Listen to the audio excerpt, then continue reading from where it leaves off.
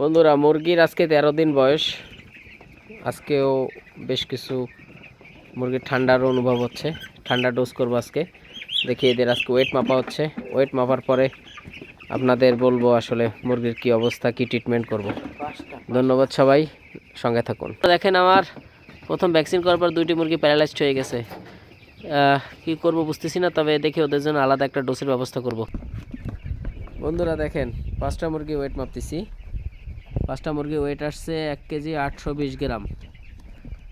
Wait একটু কম আসছে ঠান্ডার জন্য।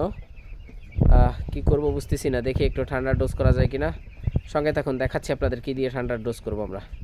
বন্ধুরা, ঠান্ডার জন্য দেখেন অ্যাকোয়া টক্সিটি, এটা স্কেপের একটা ওষুধ ব্যবহার করি। সব থেকে মেইন যে ওষুধটা এবিটিল, দেখুন আমরা এবিটিলটা টক্সিন মেইন্ডের অ্যাকোয়া টক্সটা ব্যবহার করি।